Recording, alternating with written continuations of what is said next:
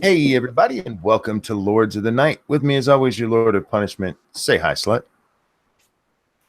I'm sorry, were you talking to me? You know who I was talking to.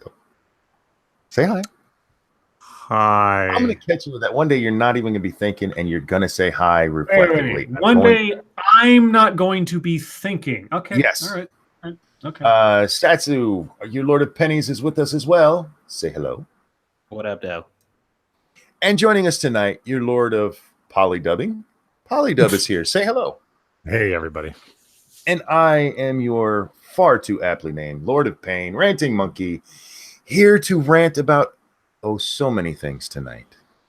Fucketry time is going to be fun, guys, but we'll get there eventually. How is everyone tonight? Let's start with Polly. We haven't talked to you for a while. How you been, man? I've been all right. Damn busy week. Happy it's over. All righty. And Satsu, how you doing? I'm good. Nothing bad happened, so I am good. And Scribbles, how are you, man? I have Dr. Pepper, so I'm just fine. Let me explain how my day's gone.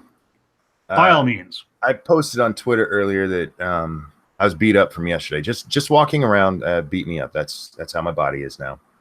And somebody tweeted, and I forget who, I'm sorry, don't fall down the stairs again, monkey. And it must have been right as they were typing this that I fell down the stairs again. Jesus Christ. So Damn it, dude. You need to stop that. I'm trying. Nobody was home and I was hungry, and unfortunately the food is upstairs. So I had to go get some, and on the way back down, I just think of it as extreme stair climbing. Exports. That's right. But anyway, Bear says stop falling down the fucking stairs. I would if I could. God damn it. Tell Lady Monkey I need a mini fridge, and we'll take care of that. That's today's fundraiser will be Monkey needs a mini fridge. I figure if David Hogg can raise $6,000 for a billboard, we can get me a mini fridge. Order it on Walmart. They're on sale for super cheap. Oh yeah, it's back to school time, so yeah, they're pushing those pretty hard. Yeah, dude, get you one. So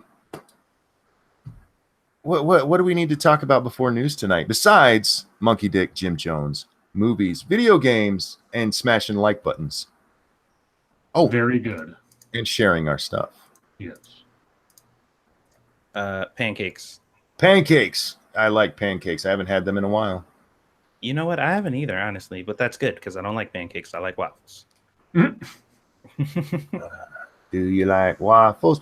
Real quick, thank you from earlier in the stream before we started. Shio Garath had a donation with no message. Thank you so much. And Terry Diamana said, Badger Man Minding Freedom wanted me to say hi to you guys for him. So hi. That German needs to stay up late so he can say hi himself. We miss him around here. We got to have him on again. We haven't had him on for a while. I love Minding. Mm-hmm. Sorry, Badger Man. He'll always be Minding. Sorry, dude.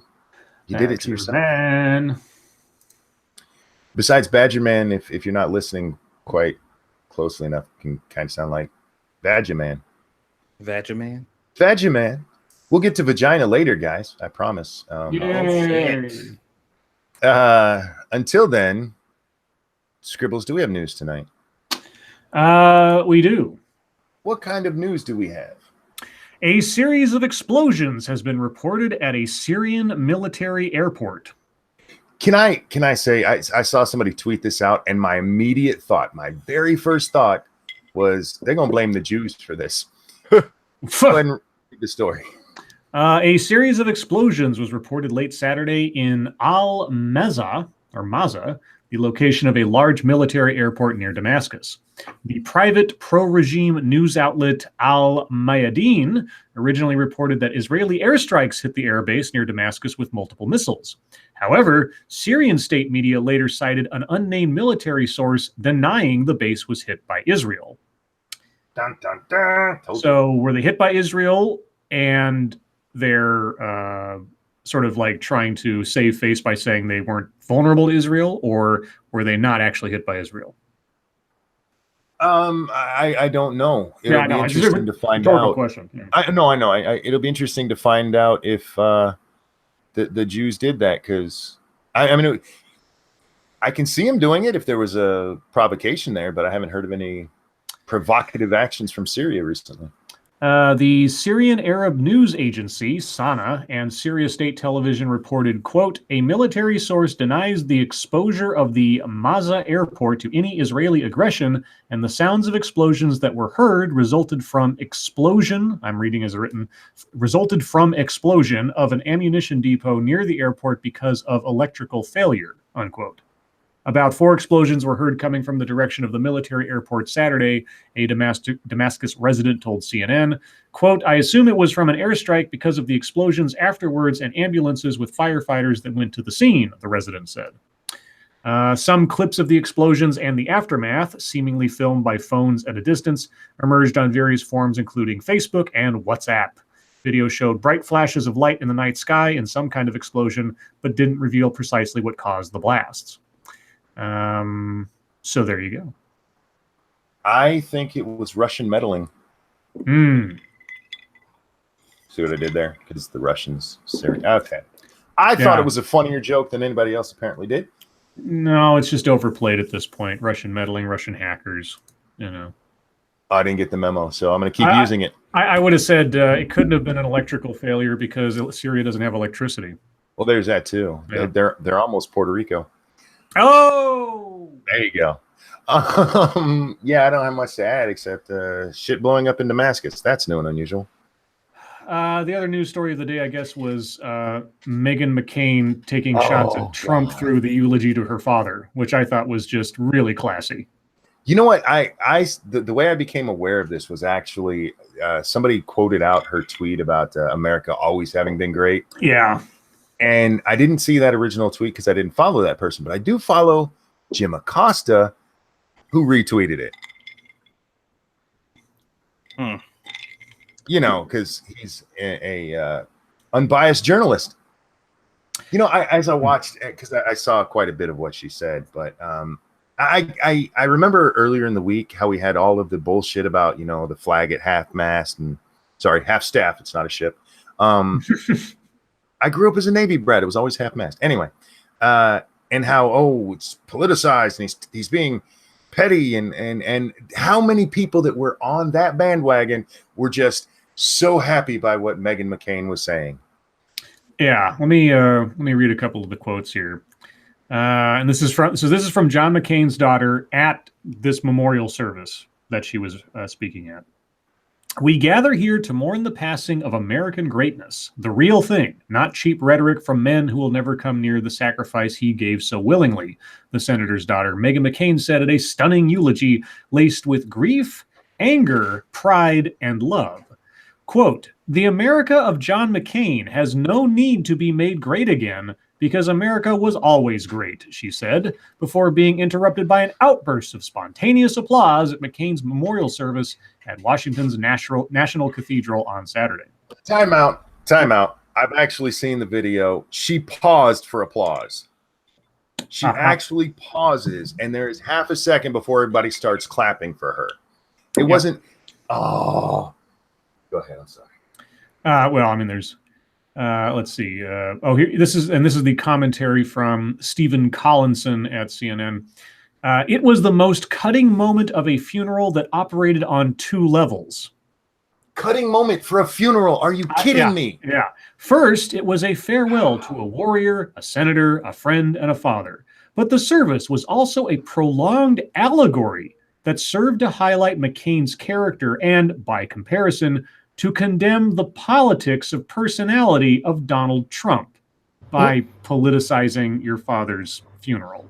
Indeed. Real quick, thank you, Cass Eve. Oh shit, Lords of the Night just got sexier. Hi, boys. She's referring to our buddy Polydub joining us tonight. What? He's sexier than us, apparently. No, she's talking about me. Well, you've been here. I had assumed she was talking about Scribe. Yeah, that's that damn right. See? He knows what's up. Nah, whatever. This is I don't know. Thanks for the break there. Oh, that's just, this story is just depressing me. I mean, it's your fucking father's funeral. You're gonna. Well, that just goes to show that no moment is a bad moment for them to, you know. No, you're right. You're right. It's just like. Oh, yeah. Okay. Yeah. So out of an entire lifetime of ups, downs, sideways, and otherwise at the man's funeral that is meant to encompass in some small way the totality of his life experience, you're going to spend words on a single individual who has troubled your father for 2 years at most. Yes. Yes. Okay, You summed it now up perfectly. That's yeah, just, you are. It's It's that same thing about like letting someone pay live rent free in your head. Okay, so Yeah. in the punctuation to your father's life, you make Donald Trump of all people his nemesis. You couldn't say something about like, you know, the Viet Cong, perhaps. Yeah, the Viet Cong. Yeah, the guys who tortured him, the guys who captured him, who killed his buddies and tortured his buddies, and everything else. All the hardships he went through, all the other battles he fought. And you're telling me you're going to make Donald Trump the centerpiece of your father's now deceased ire? When for the majority of Donald Trump's presidency, the McCain was around for, McCain wasn't even active in politics. He was sick. And anyway, I'm done. Well, that's why I think it's so funny because, when Time magazine was like, you know, Trump's the most influential man of the year or something like that, when they were doing that, and everybody was like, I don't see how anybody could think that. I'm like, this dude is so influential that at your own father's funeral, you decided to reference him when you supposedly don't even like him. Like, you made sure it was a point to make sure you at least had his dick in your mouth just a little bit at your father's funeral. Your boy Pat points out that there was some of this at Aretha Franklin's funeral too. Yes, but you didn't see the cheer. I could not believe the amount of people cheering this shit on as it was happening. I mean, it was actually trending on Twitter, and over on the thing it says, Meghan McCain gives a moving tribute to her father. Like, no, she didn't. Did you listen to what I heard? Because it was nothing about that. And you can get up there and say, you know, my father loved his country, but it was always great is a direct slap at the president. You petty piece of shit. This is your dad's funeral. If my children did that, if they are so petty as to get up and eulogize me by spitting on somebody else, I will haunt them forever. I really will. Well, what really kind of depresses me is that someone or a family could be so thin-skinned after. I mean, okay. There's a whole raft of things I didn't agree with McCain on politically or rhetorically or otherwise, but sure. that's beside the point. There are some legitimate things to be said about someone who has effectively dedicated his life in several different ways to public service. You can argue over whether his public service was effective or justified or whatever else, but you know, he did go to war. He was captured. He was a POW. He did serve in the Congress and the Senate. It's the Senate forever. And he ran for president twice. You know, he took his licks, sometimes not with the best of grace, but regardless of all that, and you're just going to pound back at a bully. I mean, if you're gonna bring up someone and try to vilify them in your father's funeral, at least do it against someone who shot at him or something, you know, and not just called him names or was disrespectful as you thought you deserved or something. Well, the funny part about that is both Obama and Bush were invited and spoke at this memorial. Mm-hmm. Both men who took pretty fucked up shots at John themselves. Well, not even that, but like George. I mean, fucking Karl Rove with George Bush tried to intimate that McCain was the father of a bastard black child or something. Yep, and you had the supporters of Bush who tried painting him as a war criminal because of what he went through during the torture phase. Exactly. Come on, and you're going to take a shot at fucking Trump over this, which is the only. Let's be honest. The only reason this was a national funeral like it was is because those two were feuding when he died. Mm-hmm. Right. Yeah. Well, because nobody gave a fuck about McCain a year ago. Think about how much you've pumped up Trump's ego now. Like just with that, he's like, damn, I wasn't even there. Wasn't even invited. And my name just ended up in there. Well, not his name. Obviously, she didn't directly say his name, but we know who she was talking about. Sure we do. She's just like, wow. Anyway, and real quick, that's why I posted that Jeff Daniels piece from what was it? America's Newsroom is the show. I forget the name of it. Oh, the newsroom or yeah, an HBO show, and it was one that went viral a few years back, where it lists off all the things about where America is not the greatest anymore, and it struck me how many times I've seen this with people using the "Make America Great Again" thing when they're America's always been great. That's not what you were saying 5 or 10 years ago. I mean, one of the things that has been harped on a lot is literacy. The American literacy rate is pathetic for where we are in the world. And the same people, well, America's always been great. Like, make up your mind. Stop deciding whether or not America's great based on who's in office. Because I love America. I'm a proud American, but let's not pretend everything's all roses, people. Well, America's always been great. Then I guess there was no equality issues with women. Never. And so you've had nothing to complain about prior to Trump about that at all, right? America was always great, right, slaves? Yeah. Oh, whoops. Well, that's a great segue. Given the next story I've got, racist robocall targets Andrew Gillum in Florida's governor race. Oh God, this is the guy who said monkey it up, right?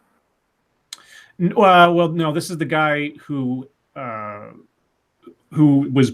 So Andrew Gillum is the guy who they said was being he was being insulted. That's the guy who was being insulted by the guy saying monkeying around or monkey with the economy. Gotcha. A racist robocall targeted Andrew Gillum days after the Tallahassee mayor won the Democratic nomination in the Florida governor's race, giving him a shot at becoming the state's first black chief executive. The 78-second pre-recorded message, obtained by CNN, is narrated by a man speaking in a caricature of a black dialect. A black dialect. I thought, I've been told before that talking black is a racist categorization. What if that's how the person actually speaks? I don't know. A caricature of a black dialect with cartoonish jungle noises in the background. It ends with a disclaimer that it was paid for by The Road to Power, a white supremacist and anti-Semitic video podcast hosted by Scott Rhodes of Idaho. The phone message went to Florida residents, but it's unclear how many received it. The Tallahassee Democrat first reported the robocall. The Tallahassee Democrat not being the candidate, being the newspaper. The same neo-Nazi group recently sponsored robocalls in Iowa using Molly Tippett's death to attack Latinos and promote white supremacy. There have also been reports the group previously targeted local officials in California, Virginia, and Washington state. The Gillum campaign's communications director, Jeff Bergen, said the robocall is reprehensible and could only have come from someone with intentions to fuel hatred and seek publicity. Well, no shit. Duh. Please don't give it undeserved attention, he said. By making a fucking national news story out of it? Jesus Christ. Hey, don't talk about this thing that you wouldn't know about unless I was fucking making it national news. The campaign of Gillum's Republican opponent, Representative Ron DeSantis, that's the guy that used the don't monkey with the economy thing, also denounced the robocall. Quote, "This is absolutely appalling and disgusting, and hopefully whoever is behind this has to answer for this despicable action. Our campaign has and will continue to focus solely on the issues that Floridians care about and uniting our state as we continue to build on our success." DeSantis faced criticism earlier this week for saying during a Fox News appearance that Florida voters should not monkey this up by electing Gillum the day after. That's not what he said. That's not what he fucking said. Jesus Christ. But every fucking article says those exact words. Oh my God. CNN, you're not fake news, right? Why do you end the quote there? Why don't you put everything on around the quote for context? No, of course not. You got to stick with the fucking narrative. I don't know anything about this DeSantis guy, but Jesus Christ, at least treat him fairly and quote him completely. No, that's wouldn't want to get the truth out there. That would make people critical of it and look at it objectively. No, you gotta frame it. Okay, well, at least somewhat. I will say somewhat to CNN's credit, and that's marginal. They did quote his communications director saying he was talking about the wrong decisions and socialist policies, etc. So, but why not just give the whole quote in the first place instead of completely mischaracterizing it? Well, even if they did quote what his whatever you just said, whatever his title was, what Yeah. he said, that's basically them saying, coupled with the way that they framed it, you just misheard us. Right. Yeah. Yeah. That's not what he said. He didn't say monkeyed up by electing him, by accepting socialist policies and everything else. He was criticizing the guy's platform, not the man. Yeah, and you seen the one was just blatant. It was like such and such said that you're gonna monkey this up by voting for a black guy, and that was in quotes. Right. Anyway, so there was that. The last story I have is, well, it's an op-ed from CNN. Well, maybe not from CNN, but from someone that's posted on CNN. Joshua A. Geltzer. And Joshua A. Geltzer is executive director and visiting professor of law at Georgetown University, and a fellow at New America. He previously was senior director for counterterrorism and deputy legal advisor at the National Security Council. And this is the headline: How to Prepare for Ex-President Trump. Oh, God. And like, when I saw that, I was like, how to prepare? Do we need rations? That's what I was thinking. Is like what do I need to like fill up my bathtub with water or something? God. Okay. Someday. Okay. Well, someday is either January 20th, 2021, or January 20th, 2026. If I'm getting those, am I getting those years right? Something like that. 2024. So. Anyway, 2025. Anyway, yeah. Someday is either one or the other, because when he's not president anymore, short of him being impeached, I guess. But maybe that's where this is going. Someday, Donald Trump will become ex-President Trump. After a guilty plea from his longtime fixer, Michael Cohen, alleging that Trump directed the commission of federal crimes, perhaps that day will arrive sooner rather than later. But whether it's this week, 18 months, or more than 6 years away, we need to start preparing now. That's because, for all of the threat to our democracy Trump poses as president, he may pose an even bigger one as an ex-president. I'm going to stop there. With no fucking power? Okay, I want everyone's best guesses as to where this is going. I have no idea. I haven't read this, and I'm not going to read any more until we get past it. So, best guess is, what threat does Trump pose once he is no longer president? Rallying the alt-right as a figurehead for their white supremacist. Oh, that's a good one. Ooh, okay. That's my guess. Like, he will just serve as a lightning rod of racism and constantly shoot his mouth off because he never wants to remain quiet. He will continue to talk, and alt-righters will continue to listen. Yeah, because the United States is full of Nazis, as we all know. Satsu, you want to guess? I would say it's something close to that, but more along the lines of like once all the alt-right people have had a taste of what we're going to consider a racist president, most of the elections after that are probably going to be geared that way, and they're probably fearing like this is going to be a lasting effect from Trump, and we could get racist president after racist president or some dumb shit like that. I'm going to go a little bit different. I think it's going to be on the international front. You think so? A la Jimmy Carter, but with Trump instead of him. Well, my first thought didn't have anything to do so much with him being an ex-president, but just the fact that he became president opens the field up for The Rock. Oh, okay. And everybody else is like, the standards by which we assess who should be appropriate as the executive of our country has now gone completely in the toilet when we have a game show host as a president. Well, I just don't understand how you don't expect somebody's ego to be this big when not only are you claiming that he is the most dangerous person or dangerous thing that ever happened to America, but he will also even gain power afterwards. He's like, I'm unstoppable. Yeah. So let's see, where to go. No one knows how Trump will leave the Oval Office. Maybe he'll resign. Maybe he'll be impeached. Maybe he'll be voted out in November 2020, or maybe he'll leave at the end of 2 terms in January 2025. Okay, maybe he'll leave after 2 terms. Yeah, maybe he'll leave. Like, well, yeah, no, term limits for the president are totally going away between now and 2025. So he intimated a what? Political coup? Yes. Anyway, move on. Yeah, takeover, forced tyranny. But however he becomes an ex-president, Okay. It's impossible to imagine Trump following in Richard Nixon's post-presidency footsteps. What, like disgrace?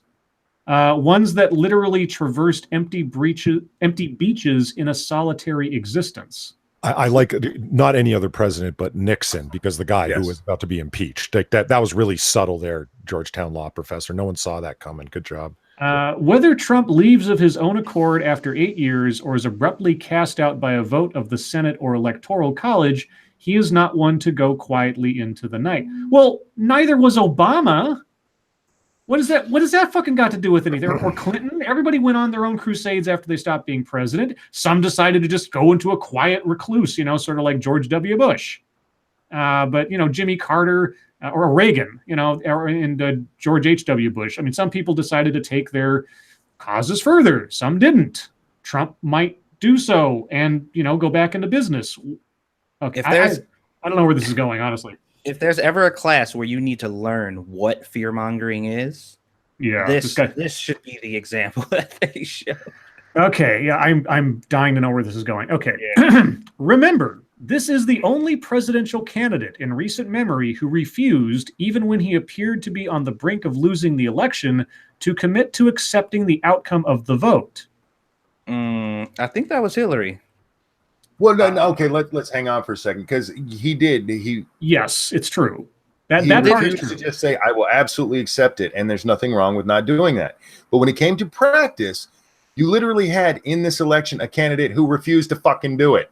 Yeah. Yeah. She waited until the next day just to be safe. Like he said it, yeah, but she actually did it. Yes, exactly. Right. And she's still doing it. I thought you were going to go somewhere else with that, Monkey. I mean, I thought you were going to talk about the entire mainstream media sans 3 organizations plus half the country that refused to accept the results of the election. Well, there's that too. There's that too. In a career that's careened from real estate to reality TV to politics, there's been one constant: a thirst for more attention. Yes. So imagine, well, that was my yes. Sorry, I'll keep reading. So imagine ex-President Trump tweeting out real-life commentary on every move his successor makes. He's a fucking American citizen. He can do that all he wants, just like you're doing this right now. What the fuck are you talking about? Can I get a professorship at Georgetown? Because I'm smarter than this guy. Oh my God. Okay, imagine him continuing to fire up crowds at the campaign-style rallies he hasn't stopped doing even as a sitting president. Yeah, because, Obama was never doing any fucking fundraising at campaign stops and shit during his presidency. What are you? Obama's the one who started this. No shit. Obama's the one who started having, because people used to talk about he's not even running the country. He's still campaigning. It was a fucking joke for his whole goddamn term. And you know what? If an ex-president or any citizen wants to set up a rally or something and people decide to show up, what's that got to do with fuck all? Well, we have to prepare for it, guys. Okay. All right. Here we go. I'm sorry. I'm going to keep going.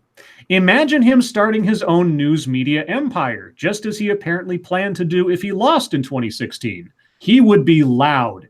You are an absolute wuss, dude. He's going to say words, y'all. Okay. Oh, here we go. Now, okay. And he will be dangerous. Here it comes. All right. Already, Trump is casting doubt on the validity of the upcoming midterm elections, suggesting that Moscow is intervening to favor the Democrats and predicting violence if Democrats reverse Republican gains. You just said that Trump is undermining our democracy at this moment, dude.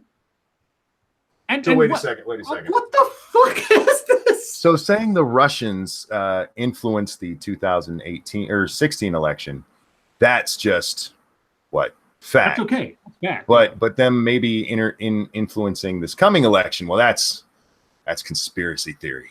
In favoring the Democrats. All right. Already Trump is indulging the voices of white supremacism. Hey, you guys got it. And paranoia. Okay. Wait. Georgetown law professor. You want to talk about paranoia that's being promoted? Okay. Tell me how he's more dangerous as an ex-president than he is as president. There's something the president has that the ex-president doesn't, and that's the button. But I don't know. Maybe that's just me. The Army, Navy, Air Force, Marines. Yeah. passing laws that, anyway, okay. Already Trump is indulging the voices of white supremacism and paranoia, finding moral equivalence, quote, on both sides, unquote, in Charlottesville, Virginia in August 2017, and criticizing tech companies for removing hate-filled conspiracy theories. For removing the hate-filled conspiracy theories of Alex Jones and InfoWars. Hey, what if they removed you, Georgetown professor, because people didn't like what you had to say? They wouldn't do any criticizing of that for sure. They would just be like, it's cool. Hang on, guys. Thank you, Gregory Hurst. Professor charged with explosion of YouTuber's head. Already, Trump is baselessly attacking other presidents, accusing Barack Obama of surveilling him and planting a spy in his campaign. Now imagine, imagine. They did plant an informant in his campaign. Well, they did. Yeah, they literally did. They were also spying on his campaign. Hold on. Go ahead, sorry. Now imagine, and suddenly I think of Han Solo saying, I can imagine quite a bit, what Trump will be without White House advisors surrounding him and at least trying to rein him in. He'll be the same he was before he was fucking president. What the fuck are you? So remember, wait a minute. He was a birther for a long time. Did Trump just materialize into presidency? Like, did he not exist before this? Remember, he told us just earlier in the article how much Trump wanted to be famous before this. He just wanted attention. Oh my God. Oh, I can't. Okay, I honestly, and I don't mean to be, I'm not trying to be hyperbolic here. I cannot honestly understand the things that this guy is saying in relation to the reality of what we have been in the last 2 years. Here's his next sentence. Imagine how he might cast doubt on election results, especially ones that have landed him out of office. Really? What did Hillary do? What has the Democratic Party been doing for 2 years? What? Jesus Christ. Where was this published? CNN? This is CNN. This is CNN's. CNN has been part of that for the last 2 years. Imagine how he might seek to rally support wherever he can find it, even among the most extreme voices in our society. Imagine what he might accuse a successor of doing, especially one who's just beaten him, given what Trump has said about a predecessor against whom he didn't even run and who went out of his way to be cordial in the transition between them. Don Lemon just went on TV the other day and talked about how Antifa is not really violent and that they're actually right. Yeah. And you're worried about extremists who might listen to Trump. Well, he didn't say they weren't violent. He was basically setting the violence aside because their stated intentions were better than racists. He said most of them weren't violent. Well, okay, that's true. A few instances broke out. Yes. You mean at every single event they've ever attended? Well, that's odd. Just a few. All right. I really want to read this whole thing, but I don't want to go on forever.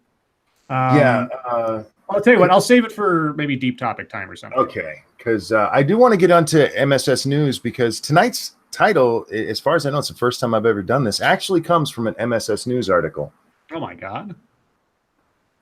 So guys, if there's a story you'd like us to take a look at, hit us up at the hashtag MSS News over on the Twitter machine. We can't get to all stories, but that's because Polydeb makes us too sexy. Well, all right. And I'm going to break with tradition and I'm going to read this first one, Scribe. Just because, oh my God, it hurt my head when I saw it. It really did. This comes to us from our good friend and senior correspondent, Jack, the motherfucking Cochran. And also from CNN, which is great. California wants to mandate a woman on every company board. Yeah. Mm-hmm. And go ahead. Did you see the tweet I put up for that? I have not. What'd you say? I put this is in the big wigs voice. We need to do something that'll absolutely make women not respectable in the workplace, but we also need to make them feel like it's in their better interest. And then I put California. I got you, bro. California just took a crucial step towards increasing the number of women on corporate boards.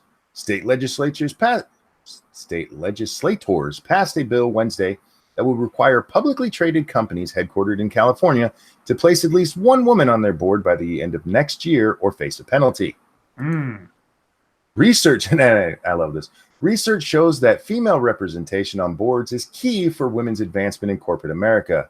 Women on boards are more likely to consider female leaders for the C-suite and choose more diverse candidates for the board itself. None of that has anything to do with the company getting better. Did you notice that? Yeah. It doesn't help the bottom line, doesn't help employees. We might get another woman in the board. Yeah. We don't give a fuck about the success of the company. Just get some vag in there, because they're more likely to make decisions that we want them to make than men are. That's not to say that men and women are different. They're exactly the same and very capable in all the right levels. But you need women because they're fundamentally different in every way. Okay, where was this again? What this is in California? Are you looking or the story? Yeah, the story's in California. So okay, and again, I'm not a lawyer. How is this not violating equal employment opportunity laws? Well, what they could do, because I thought about that, as long as they say that there has to be at least one man and one woman, doesn't violate anything. I haven't read it, so I don't know if that's what it says. But they could get around it by that, because then it's equal representation there. It's not picking one over the other. Well, but I thought if it's an individual job and you say this is destined to be a woman's job regardless, I don't think that saying that you've got another job over here that's just for a man makes it any better, because then you're just making a determination on gender either way for a single position. Well, you're right, but that would be a way to get around the terminology. It's a good goddamn thing the Huffington Post isn't based in California, huh? Yeah, no shit. Let's see. But setting quotas for representation can be controversial, says Vicki W. Kramer, lead author of the landmark 2006 study, Critical Mass on Corporate Boards. Opponents argue that pressure from quotas will lead to unqualified female members and potential discrimination against male candidates. You think? When quotas are not set, however, companies fail to diversify their ranks enough, Kramer says. Why is that? Wait a minute. Enough? By what metric? Enough. Yeah, enough. Yeah. And why is that a part of actually being successful at all? These companies that are already successful, that already have fuck tons of money and have businesses that they are running, at what part does that come in the business model? What I want to know is why there is no bill mandating that at least one of every sewer crew is female. Yeah. Mm-hmm. Or one of every mining operation, or one of any of these things that would be dangerous and that are also male dominated. Yeah. Garbage person, mandated. electrician, fucking septic tank cleaners. We need women in those. What's up? The numbers are super uneven. Oh, that's right. Those aren't cushy jobs that women want. Cushy jobs with a high paycheck. I mean, they have a high paycheck. Dirty. If I've learned anything from feminism, you shouldn't give a fuck about what women want. Oh, that's true. You're right. Yeah. You're right. It ain't about what women want. It's about what they need. Oh, anyway. What a girl wants, what a girl needs. Oh. And there's one more line in this I want to read. Kramer's research shows that putting just one woman on a board still isn't enough to affect serious change. Yeah, and it ain't gonna never be enough. You're gonna every fucking year you push this through, the number's gonna get higher and higher until it's all women, and then you'll be like, diversity. Change as measured by what? Like serious change towards what? More women on the boards. That's all it's about. Actually, what Kramer said. That's what the article is talking about. So they don't actually specify that. Just because it's the underlying premise of more women equals better. So therefore, we need this to be better. Meaning what? Like, but it's all of it is based upon that underlying premise. We need more women's, and it's like, okay, but in what way and for what? Which is why mandated vagina is a great title for that. It's just we need the right genitals in there. Mm-hmm. I skipped this part, but this is important because it goes to what you're saying there. The California legislation would also require companies with 5 directors to add 2 women by the end of 2021, and companies with 6 or more directors to add at least 3 more women by the end of the same year. So much for the private companies can do whatever they want line of reasoning, huh? Yeah, right. Oh yeah. They're a private company. They can do whatever they want.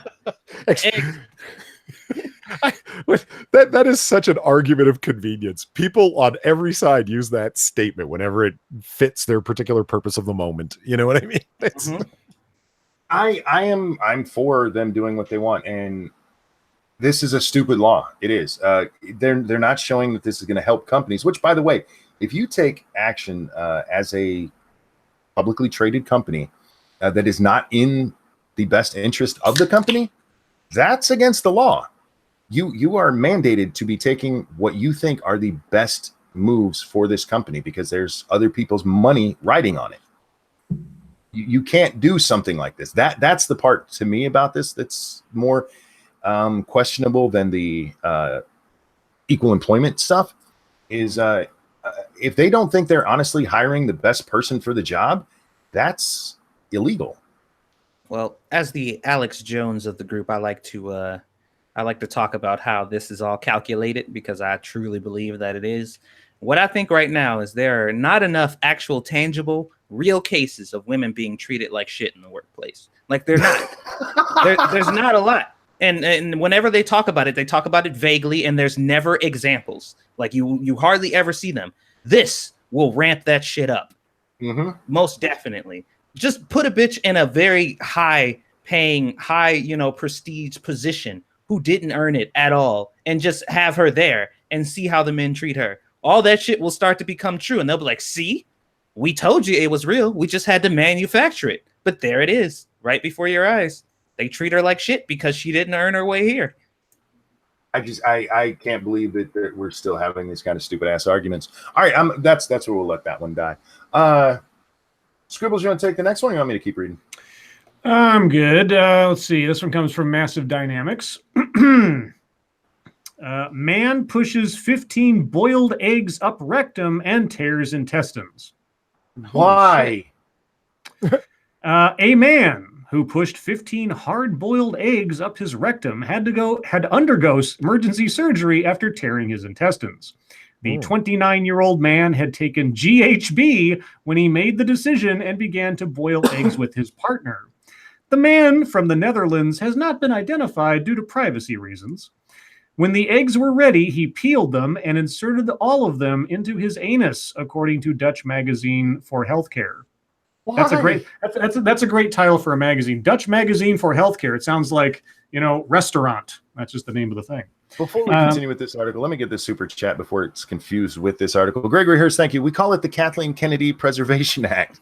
That's about the last story, not this one. I just want to throw that out there. Wait, I was shoving eggs up your ass? Yeah, okay. When he began feeling unwell, he took himself to hospital where doctors discovered he had tachycardia and tachyphenia or phona. So his heartbeat was at 120 beats per minute and his breaths were at 29 per minute.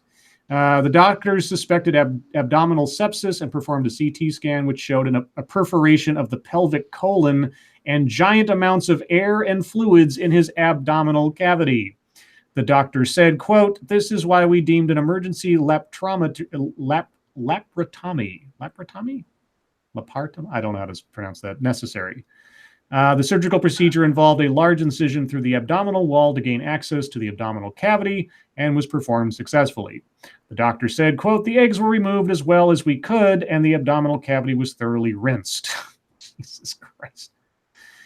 This is why God didn't give men vaginas. We would destroy them. You can't give men a hole to put stuff in. And that's why we don't touch monkey butt, because somebody will put an egg in it, and that haunts me. I'm going to be haunted by this story. Let's see. Who puts 15 eggs up their ass? That guy. That guy. Let's see. This one comes from W.R. Costin. I can't today. What is? Sorry, Monkey. It's okay. I can't read. I can't read stories from W.R. Costin. No, the stories today they hurt. They hurt my head. Oh, okay. Well, how about this? It's a human rights issue. Women fight for the right to be braless on the job. That's right. I agree. BC women filed a human rights complaint over demand she wear a bra at work. The Burn Your Bra movement is back, this time ignited by young women shunning the undergarment not for political reasons, but in the name of comfort. However, some braless women feel discomfort when managers mandate they must wear one in the workplace, a rule that could be deemed discriminatory because it only applies to one gender. Quote, Oh my God. Okay, continue. Sorry. quote, it's unnecessary, says Kate Gosek, who works as a cook at McDonald's in Selkirk. The 19-year-old says several managers recently harassed her about not wearing a bra, including one who prodded her shoulder in search of one.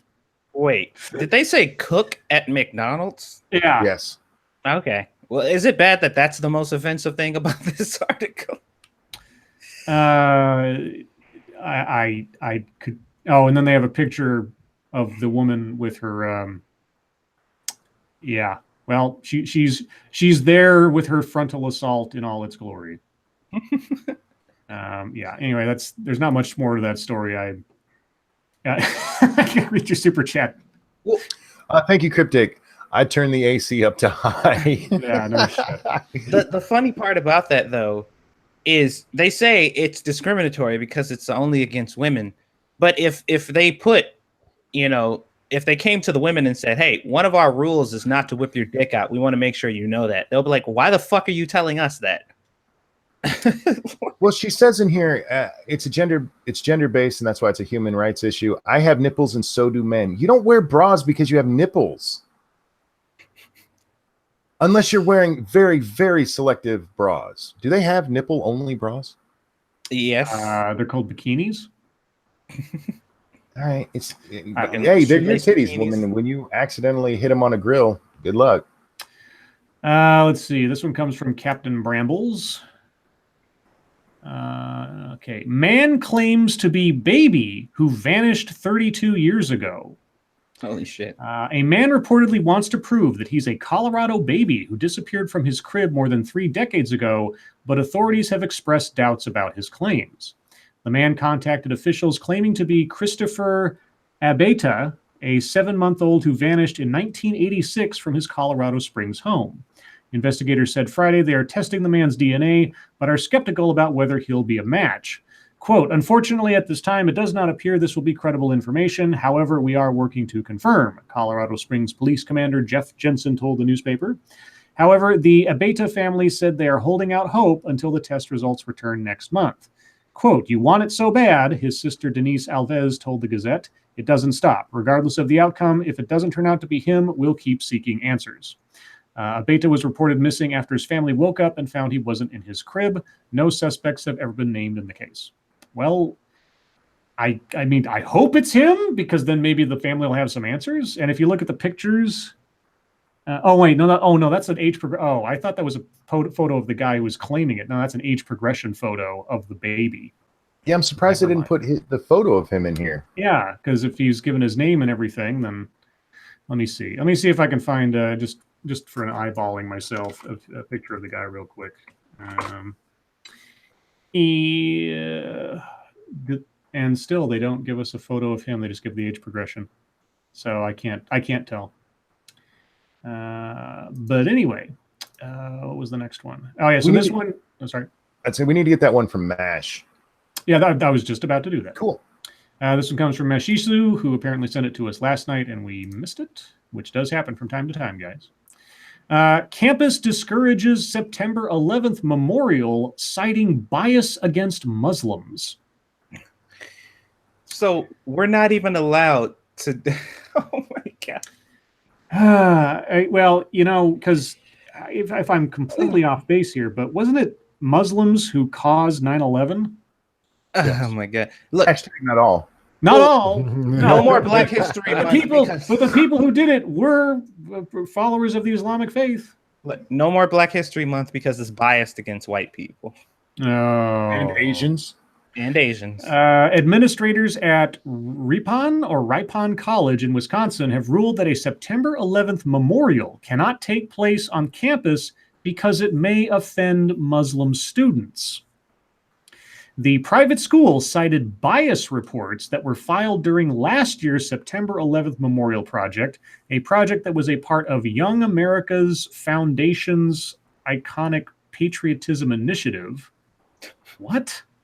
I'm reading it as Young America's Foundation's iconic patriotism initiative, which takes place across the country on campuses every year. The school's Bias Protocol Board, oh God, if that doesn't sound like 1984, said the project creates an, quote, environment, unquote, where, quote, students from a Muslim background would feel singled out and or harassed, unquote. As a result, Ripon students will not be allowed to hang flyers as part of their vigil to remember the victims of September 11th. According to YAF, administrators claim that one of their objections is, quote, because radical Islamist terrorism represents a small percentage of the terrorist attacks that happen to this country, and they don't represent the full gamut, and they show a very small picture of a specific religion or nationality instead of the larger viewpoint. This is about a specific event. It's dude. literally about the day of that one specific event that took place. What the fuck are you on? Look, if individual people want to comment on terrorism otherwise, but the event itself is centered around a specific event for a specific day. It's not a commentary on beliefs about terrorism or the statistics thereof. What the fuck? Okay.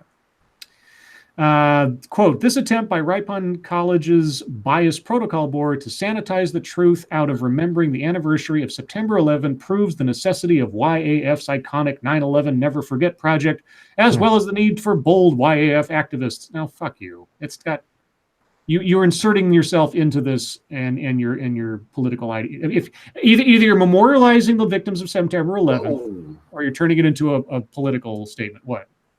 I'm reading further down in the article. Oh, okay. Well, it's kind of you fucked go ahead up. because I don't know what you're going whoa at because I haven't gotten that far yet. Well, keep reading. I'm sorry. Sorry, Satsu. I got. Oh yeah, I got caught in the crossfire there. No, it's really fucked up because if you think of any other place, like any other country or whatever, where they have immigration laws of people coming in and assimilating into the culture, do you think any of them would tolerate them saying, yeah, this thing that you guys celebrate in memorial of people, your people who died, you're not allowed to celebrate that because it offends me? The Ripon Handbook states that the college is, quote, committed to the free speech and open exchange of ideas and views as reflected in the institution's core values, unquote.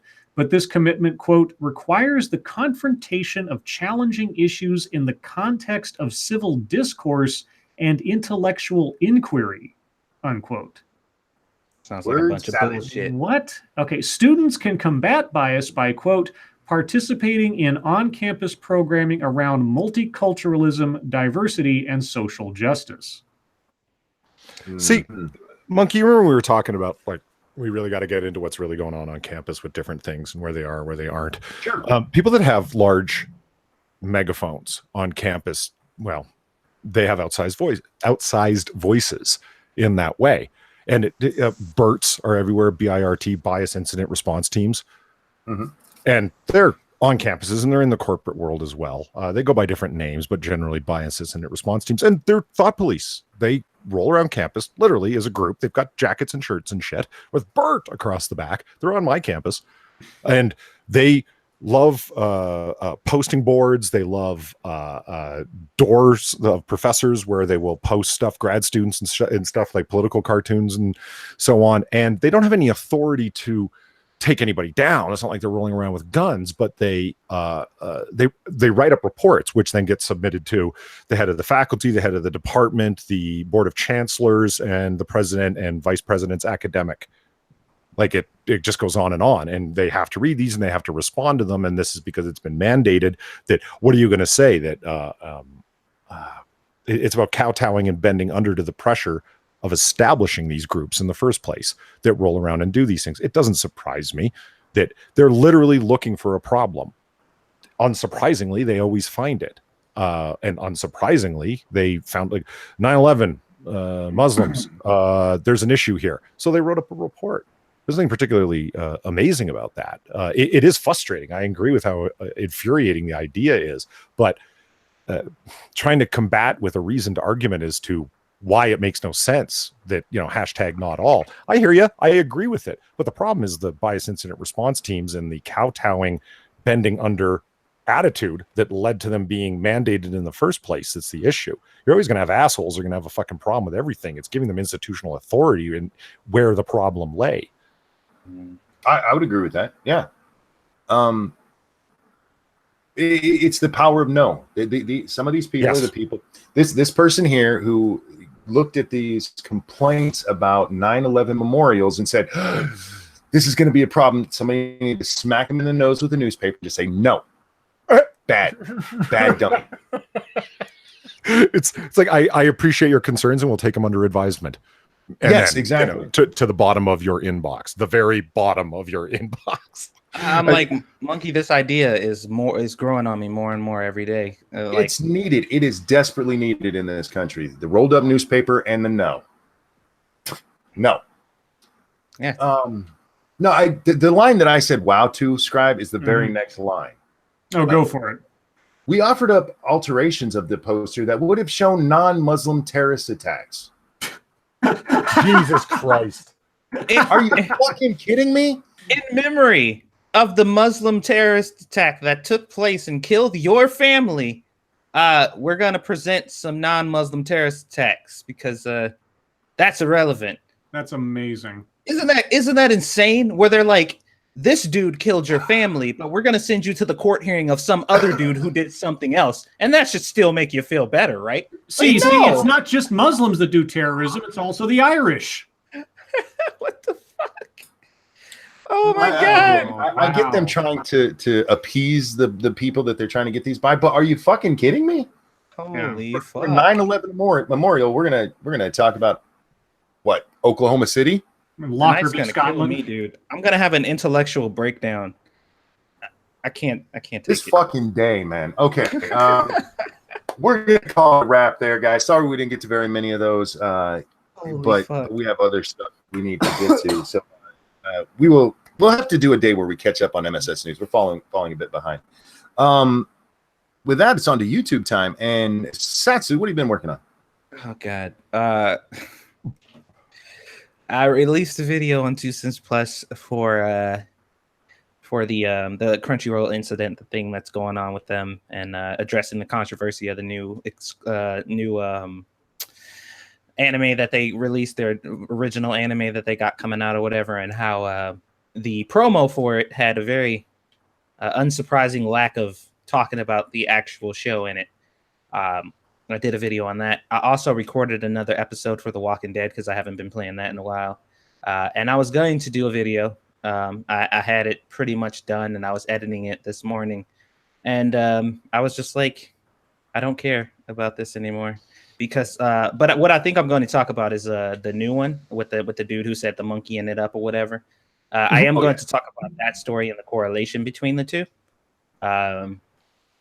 And you know, my predictions on what the reaction is going to be on dude's response, because I'm sure he's gotten some flack for his response saying like, whoever did that, I hope they get what's coming to them. And there's probably a bunch of people like, you're one to talk or some shit like that. So that ought to be interesting. But I was listening to it and editing it and I'm just like, this doesn't seem relevant anymore. And I just don't even want to finish it. So I was on my monkey today, so it's nice. Oh. Scribbles, what you been working on? You released a video today, and I watched it. Oh yeah. Yeah. Well, then I guess I don't need to say anything. There you go. We need to tell everybody else. Next, probably done. So earlier today, as I was finishing up all my invoicing work that was the bleed over from yesterday's extravaganza, I was on Irate Bear's morning stream and talked to him for a bit about a whole bunch of stuff like what he should do with his channel, to relationships. I got to talk to his son, and when I asked his son what grade is he going into this coming school year, his father corrected me and said, "It's what year, Scribe. It's what year, not what grade." Oh, sorry. British. Sorry. And so it was like, okay, what year are you going to be in this year? Monday. That is awesome. It was brilliant. And when I first met him, I figured I would say, "Oh, hello, little bear," or something. He says, "I'm not a bear," and I'm like, "Oh, sorry. What would you like to be known as?" "Big boy." Like, okay. You're a big boy. From now on, you're a big boy. Apparently, he likes being That is called so a big cute. boy. Yeah, no, it was adorable. And so I talked to him, and yeah, it was a really nice conversation. To sort of wake up my brain after a ridiculous day yesterday, and then doing some more number crunching today. But at the same time, I was working on and finishing up my video for today. My video for today is a latest entry in the Curriculum of Fear series. It covers, it's sort of half a profile of a specific professor and also a summary of a project that this professor is spearheading, which, unbeknownst to me, a Kickstarter apparently is involved with. She's asking for $200,000 to fund this project. So far, she's only gotten like $1,400 apparently. And this project is to have a fleet, I will repeat, a fleet of rolling social justice museums that will teach people different ways to be better people. And the first sort of prototype truck is out there encouraging radical forgiveness. Huh. Now, what is radical forgiveness? I'm still not sure, except that it's basically you must forgive yourself, or you have to ask for forgiveness for the biases you possess, or you must provide forgiveness to those who have been biased against you. And you do this by doing arts and crafts in a park after a truck pulls up and says, hey, let's make some art. So yeah. Could like somebody from the Klan just go paint a nice picture and be absolved of their... Well, see, of their sin? Well, I don't know, Monkey. No, see, I don't understand it. And there's a point in my video that I go at great lengths to make, because it's really the language of the sales pitch. I don't want to ruin it here because it is quite lengthy, but the phrase or iterations thereof of this is meant to promote empathy. I've heard that phrase or something like it used many times in many of the social justice presentations I've seen, and it always catches my brain in a very irritating way. And I explain at length in the video for once why it does that and what it feels like it means to me. But I won't go into that. I'll leave it for the video. Other than all that, that's what I did today. I do want to point out your video startled me a little bit because you didn't. I don't think I've seen you start the way you did today. I've started a lot of. Well, it doesn't happen very often, but sometimes I will start by opening up and sort of giving a summary profile of the subject and then go into the intro. I was ready to jump on you, go, ha, you pulled a monkey, you didn't put an intro in there, but you did. No, it's like, oh. I don't do it very often. I chose to do it this time basically because usually if I am centered on an individual and that individual's background is important to the video, I'll use that little piece as an introduction before getting into the meat of it. It is not an often used method of mine, but I do it from time to time. Okay. And for those of you who've been looking for Polly's site, I put it in the description. I forgot to do it at the beginning. You'll have to refresh to get that. But Polly, what have you been doing over on your channel? Comic books. Comic books. Yeah. A series that Inquisitor from the Minions, and he's always in chat, though I don't think he's there right now. We started together called Comic Book Curation, where we do, that's the regular series where we review comic books and talk about comic book news because we're comic book nerds. And it's a lot of fun. We're having a lot of fun going over material like that. But then we started doing a once a week stream with another YouTube comic book reviewer, Bad Comic Reviews, and he's up on YouTube as well. And we're having a lot of fun with that. We're getting a pretty good response with it, Comic Book Curation Live. The last one we did, just on Thursday, we had Jim Healis on, who's got his comic book, Blue Mamba, up on Indiegogo. Yeah. And it's sexy as hell comic book. You guys should go check it out. If you don't mind, Monkey, I'll actually just drop the link in chat. No, go ahead. Do you have a wrench? Okay. I do. We've been boosting Jim Healis's comics too. Love Jim. Jim's a good guy. It's just he's Clarissa. The character is well thought out, the comic book is sexy as fuck. All the right people wouldn't like it. So yeah, it's and Jim really brought a lot of interesting stuff to the conversation. I mean, Bat Comic Reviews, Inquisitor, and I can just really rail against the anti-comic skaters out there, and he brings a certain professionalism to it where it's like, okay, calm down, guys. Let's talk about this in a more, because he's a real professional dude. So it was a great conversation. We'll be doing it again next week, then plus more episodes of comic book curation. And yeah, that's all happening over at my channel that Monkey was generous enough to post the link to. I see it down there now. So having a lot of fun with that. If anybody's ever on the show and I don't post your link, tell me. I am a creature of habit. That's how I remember to do things. Is I just yell at me. I'll do it. And you promised me we could talk about Anus Gate. Yes. We just 1 second. I did. I posted 69 different videos today. You guys can go check those out. But with that, let's talk about Anus Gate real quick. What about you? I want to hear what you're doing on YouTube. The Lady Monkey told us to strap in, and I've been strapped. I'm waiting. I posted 69 videos. And that nobody's watched them. I am hurt. I am fucking hurt.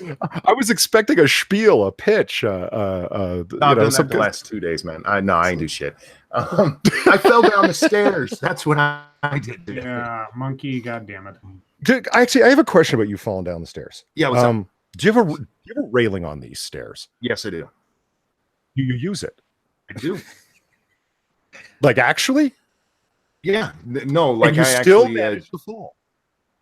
Well, what usually happens with the fall, there's a couple of times my legs just go numb on me. They're not even numb. I mean, they're like gone. Okay. And I have no control over them. And most of the times I fall down the stairs, though, it is a sharp pain somewhere in my hip, my knee, or my foot. And it is such a sharp pain that my body just seizes. And not in a grasp kind of way, but everything just is like more like an electric. I don't know how to explain it. Like my hands fly open and okay. It's I'm no longer holding that rail. There's actually one time I fell down while holding the rail and ended up sliding all the way down the stairs. But it kept me on my back, so I didn't roll, which I've done more often than I like to. Like today was a roll. I went down, hit my left cheek, and bounced into the wall at the bottom with my right shoulder. So that wasn't nearly as graceful as I imagined. I pictured some kind of Jackie Chan roll down the stairs and came up on his feet. No. Left cheek was there? Yes, left cheek was there. Oh my god, left cheek. You fell on left cheek. Damn. It's your ask, is it my nerves? Yes, it is. And my spinal cord's all fucked up. So why I asked, real quick, Ebony Williams asked what campus did I go to? The University of No Docs. There you go. A lot of people ask me that, and I hope you understand why I don't. I'm not trying to be rude. It's just, it's not that I don't want to answer. It's just, you get it. It's not a good idea. This is Kyle asked what I consider manga as comic books. Yes, just ones that I don't read, but that doesn't mean they're not good. I'm just not into them too much. But I asked because I myself have taken a tumble down the stairs and I broke my arm. That was a year ago. And how I did it was by trying to grab the rail when I slipped. I reached out to grab the railing on the way down. I'm going to stop myself, and it caught my thumb on the railing, but just my thumb, bent it backwards and broke my wrist. Holy fuck! You shouldn't do that. I've learned not to try to stop myself, and that's one of the hardest things to do with the fall because your body tells you to stop yourself. But yes. The time I got hurt the most, I was trying to grab the rail on my way down. I kept reaching up for it, and I was rolled. That time I was a Jackie Chan rolled down the stairs, and I got beat up so bad in that one. I'll take the lump I get and be fine with it. But yeah, there's actually a conscious moment when I start to fall where I tell myself, "Don't grab, and just go limp, tuck and roll. Go, let it happen." Like Lady Monkey on prom night, let it happen. If only Trump had the reflex, don't grab. Okay, let's talk about Anus Gate. You want to let people know what this is? Because you had to tell me. I hadn't even heard of it yet. Yeah. Yeah, let's start with the climax of the story, and then I'll tell you how it got there. Climax a guy named of Anusgate. That's yes, the climax of Anusgate will come at it from the backside. Oh, If you channeling Scribe there. if you want to go on, if you go on Twitter right now, you'll see all the jokes like hashtag Anusgate, and people are having a ball with it. Just every all joke. with Anusgate. I could go on. I'll stop now. No, I don't blame Does it involve eggs? No, Yeah. nary an egg, but it does involve an anus. So Ethan Van Sciver is a well-known comic book artist, and he has a really strong social media presence. He's hated by all the right people, basically. He got accused of being a Nazi, a racist, a sexist, a homophobe, and Islamophobe. You know, every of the general list. It comes down to he did a few things back in the day, like his signature looks too much like a Nazi swastika. Oh, Jesus. I'm not kidding. He voted for Trump, you know, unacceptable. And he is he's a conservative, and I'm politically a conservative and I vote Republican, which in the comic books industry or anywhere in Manhattan is anathema, you know, and then put out a sketchbook that had a print run of 1,000 copies only, just for sale at comic book conventions. And the cover alone was Sinestro as a villain from the Green Lantern universe in DC, and drew him as a very stern looking figure. And the sketchbook was labeled My Struggle as a joke to Mein Kampf, because he saw Sinestro as Space Hitler. He's a superpowered villain bent on conquest. So it kind of made sense. That was 10 years ago. And on that basis alone, he's a Nazi and a white supremacist, because they're looking for targets. So anyway, Ethan Van Sciver has done this stuff, and he's become a really big guy supporting Comicsgate, meaning a rebellion against a consumer revolt against social justice being pushed into comic books and so forth. And every comic book pro, it's seeming, or every second one, calling all the fans Nazis who don't like the social justice being pushed on them. One guy got particularly upset and sent Ethan Van Sciver a picture of his asshole, literally. Oh. I've seen it, unfortunately, the unedited, the uncensored one. So this man's hairy ass with his butt cheek spread, bent over, and the camera focused right in on his puckered butthole is nice. And tweeted out, not DM'd. A few people have asked me, it's like, they DM'd it to him, right? I'm like, no. Like, send it out publicly. Like, this is what I think of you kind of thing, Ethan Van Sciver. And is he on Twitter still? Yeah, of course. Is DC Comics, the company that this artist works for, still employing him? Of course they are. And what comic book is it that he's drawing, you might ask? Why, the comic book that Zoe Quinn is writing. Of course. Of course. Wow. I wish I couldn't make this stuff up if I tried. That was a moment of mind-blowingness. Like, you actually tweeted your asshole to somebody, and the letters of support that came out for this guy, the stories that all came out saying, you know, it was a political statement. You have to understand where he's coming from. There's nothing wrong with treating racists and white supremacists in this way. Sure, it was uncouth, but come on now. And it's was the next article up under those articles? Now let's talk about sexual harassment and how dick pics are terrible. Right. And those are at least in private. You know, we're assuming that these dick pics aren't happening like just in regular Twitter. Right. I mean, that's mind-blowing. So that is Anusgate in a nutshell. The controversy, supposedly, like, you know, and they're joking by calling it Anusgate, but it's just, how can you not fire this guy? Like, what does somebody actually have to fucking do? What industry could you keep your job doing that other than comic books? Well, technically, it's no industry unless you're doing that to somebody that people ahead of that industry don't like. And then it's fine. Just like whatevs. Like, I was joking with the guys on the comic book curation live stream that, like, it bugs me. This creative team is Zoe Quinn and Robbie Rodriguez, and I've seen both their assholes.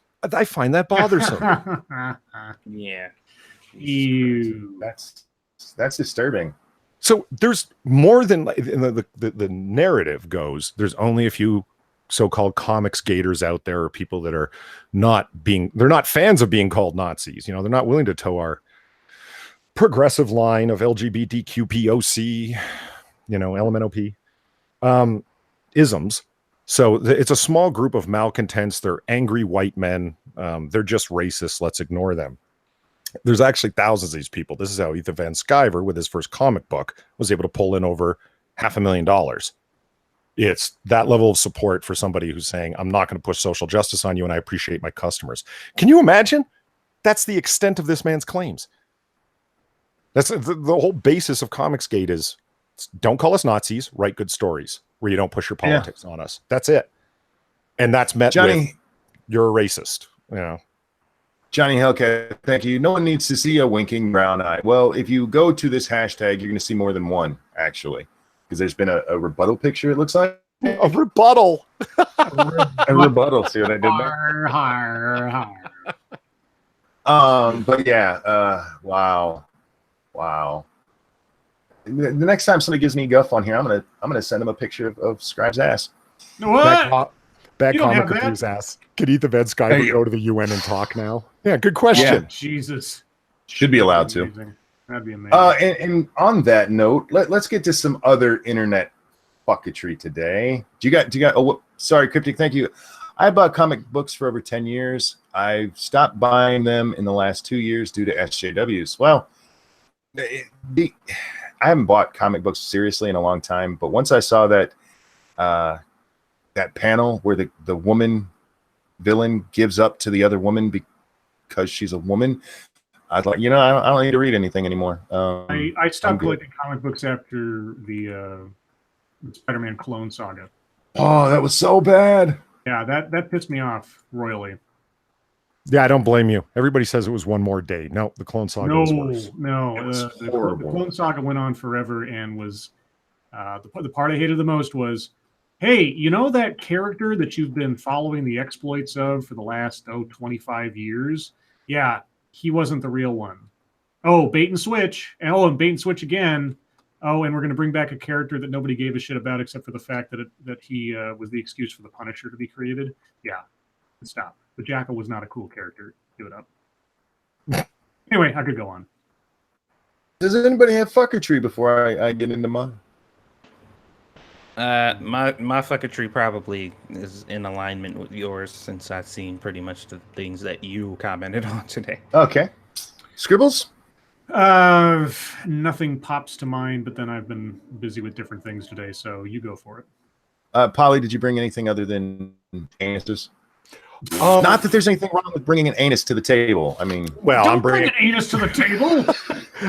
I'm bringing comic book stuff in general to the table.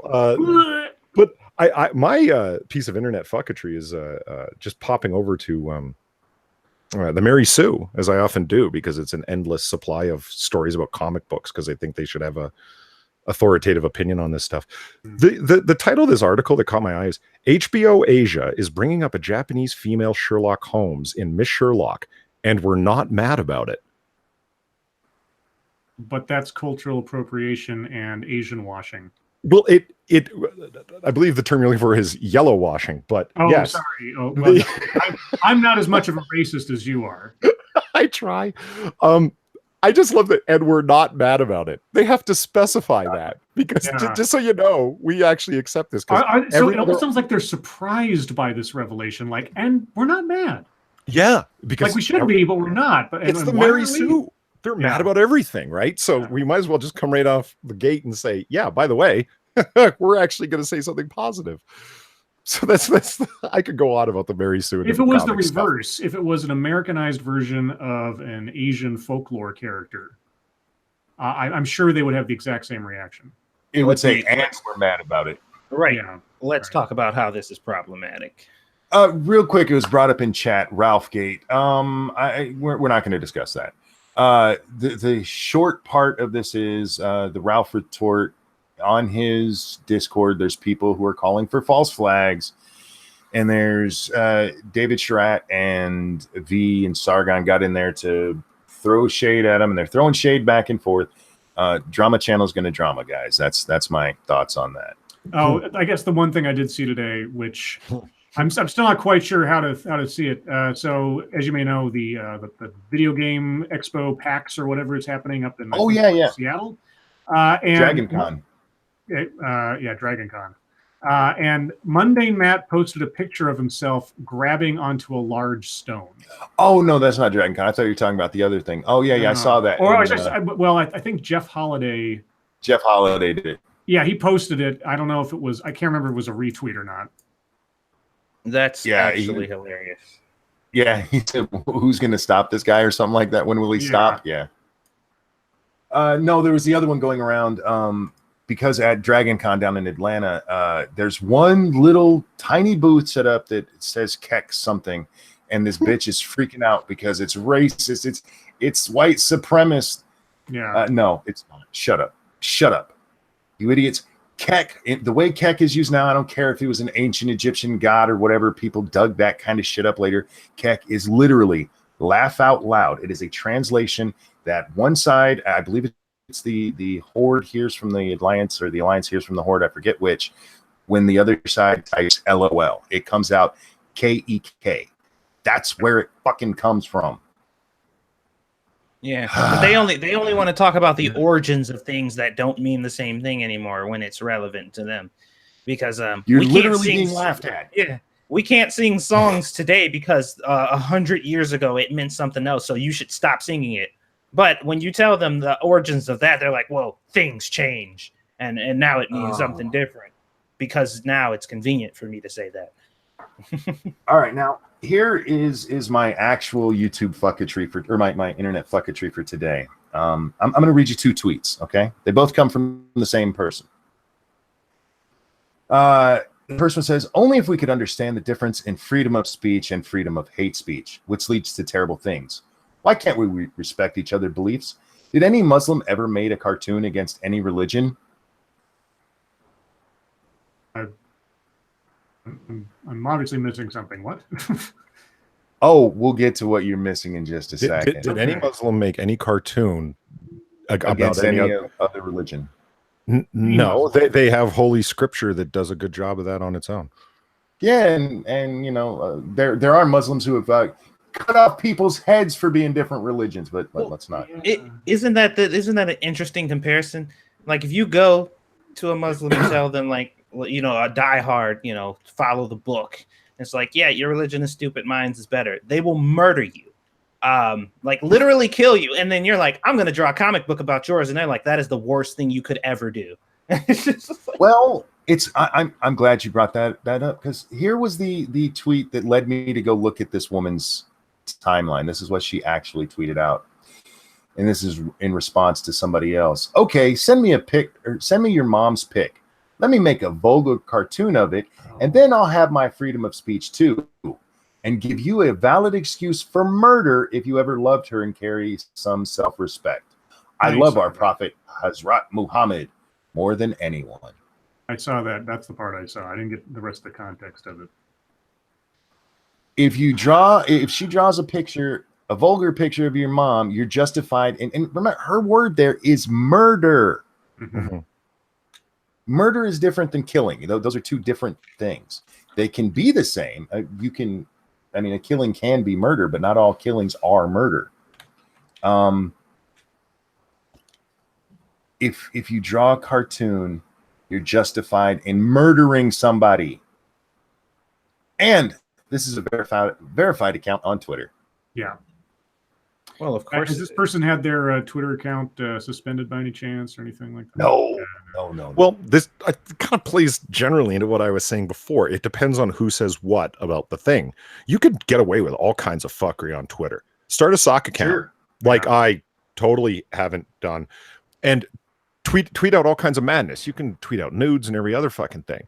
It's only when somebody fucking complains. And who are the complainers? Keyboard warriors that are scanning the internet for problems in the same way that biased incident response teams are scanning campuses for problems, right? It's like, why isn't Robbie Rodriguez banned, or this person for advocating for murder for people of a different, for offending me with a cartoon? Because you don't have a million whiners complaining. Let me just clarify. I wasn't advocating for her account to be suspended. I'm just wondering if Twitter... I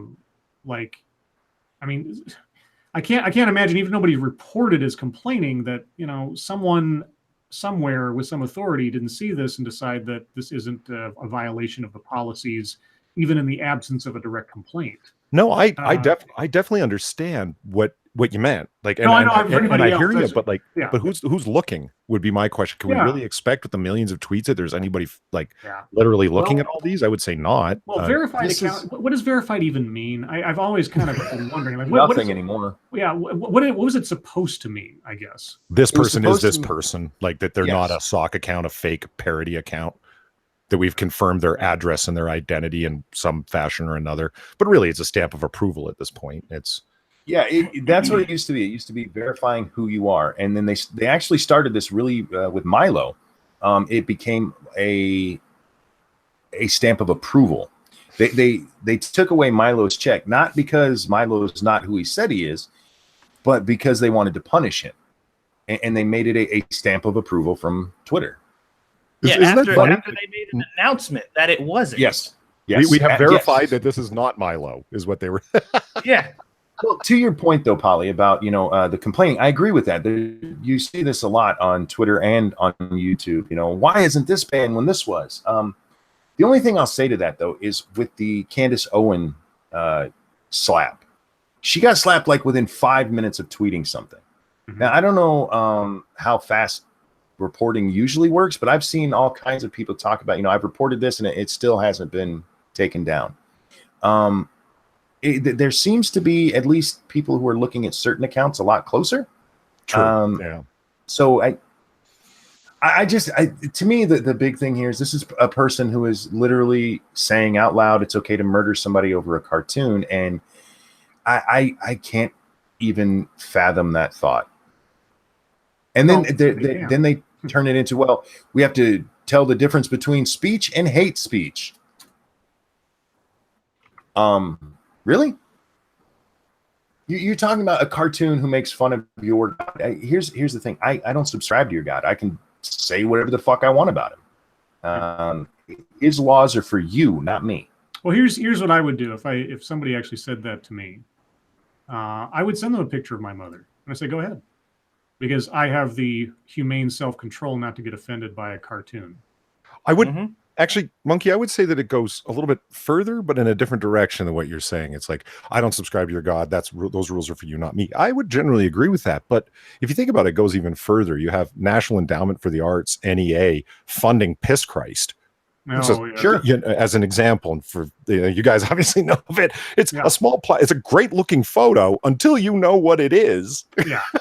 It's a small plastic crucifix inside of a bottle that the photographer claims was his own urine and captioned it Piss Christ. Highly offensive, obviously, to a bunch of people. And a bunch of devout Christians did get bent out of shape. And like, how is taxpayer money, like National Endowment for the Arts, going towards this? But what they didn't do is claim that somehow justifies them murdering the photographer. Right. Mm-hmm. And nobody tried to, so far as I know. Yeah, and it's like you might get shouted at by somebody who's really devout or something, like, you son of a bitch. Like, that's about the worst thing that's going to happen. It's not a deference given to secular law in terms of our freedom of speech. It's a different thing. It's like you guys have taken over this the kowtowing to the idea that we shouldn't offend certain people based on their sensibilities, but the sensibilities that a large portion of our population might feel, no, that's okay to offend them. What? Why did anyone ever go down this road? Didn't you realize where that was headed? Like, to say, well, this thing, we have to kowtow to this, and then this, and then this, and then this. It goes back. No, you can't. I'm not going to go along with that, because that's a chain of mine you're going to be able to yank from now on. And it's so easy to fucking defeat, because they're like, people should not be able to say things that offend others. And I'm like, okay, well, what you just said just now offends me. Now what? Yeah. Now what? You should shut the fuck up and get out of my face? No? Because that's what should happen, right? That is what you're pushing to me. Well, you could. You're black. You're high enough on the social stack. I wouldn't be able to do that, but you would. So. Well, he's a black male. They're the white people of blacks, don't you know? Oh yeah, we read that. Blacks. You haven't heard that before? Oh no, it was a tweet coming out. It was cishet black men are the white people of black people. Yes. I think we're writing that exactly. Funny. Yeah. That is good. I've never heard that. Yeah. No, yeah. It's a thing He's lost some of his pression points. Mm-hmm. Oh. Yeah, it absolutely offends me when people argue against free speech, but I still think they should be able to say the stupid shit they want to say. I just love that we should be able to kill you, and then we have to understand the difference in freedom of speech and freedom of hate speech. Yeah. How much more hateful can you get than I want to kill you for what you said?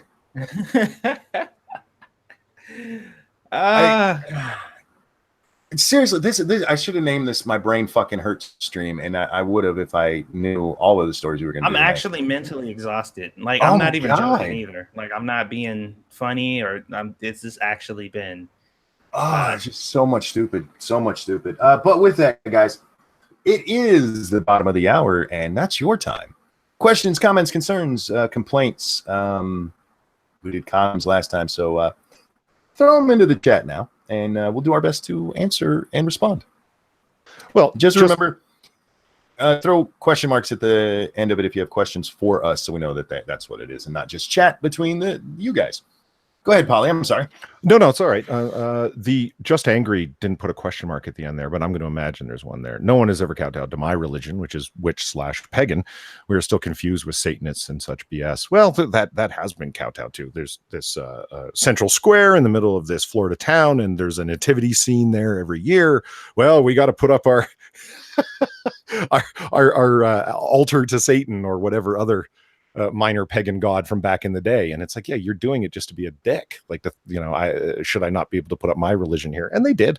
It's protected by the freedom of religion clause of the First Amendment, and there, everyone's satisfied. Pissed a bunch of people off, but that was the only purpose. Ebony Williams, just for Polly, burgers or ribs? Ooh. You know what? I'm going to go with ribs, and I'm going to go against the grain on this one. I like beef ribs much more than pork ribs. Really? Yeah, I know it's unpopular, but it's how I feel. I'm not going to get kicked off, am I?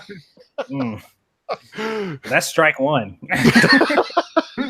But I'll tell you why. It's a big rib that you can get your hands on, and it's a really meaty rib. Pork ribs are these little greasy, tiny things. There's never much meat on them. That's how I feel. You're right, but I think if they're cooked right, the meat is softer on a pork rib, and that's why I like them. You don't think that's because of the fat content more than anything? It probably is, but it doesn't change the texture. I like that's true. All right. RJ, that's a good question. Do you think SJWs are the ultimate bullies of 2018? Currently, I think so, and it's fucked up. I think they're the cry bullies of 2018, and they have been for a few years now, actually. That's why I hate them. They want to change everybody by claiming that they're being bullied while trying to shut up anybody who disagrees with them. The whole Don Lemon thing, it comes back. I'm sorry. That Antifa shit. Just because these guys say they're anti-fascist doesn't mean they are. And if you look at how they act,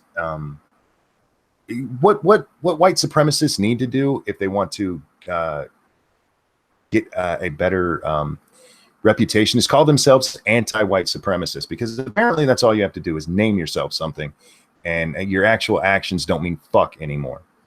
Yeah, because North Korea is actually the Democratic People's Republic of Korea. Indeed. I called this shit I blame the whole bullying movement for much of what we have right now, because if you go back to the 90s, suddenly bullying became the worst thing ever, and not physical bullying, not a kid beating up another kid in the playground for his lunch money. No. If you say something bad about someone, because nothing hurts worse than words.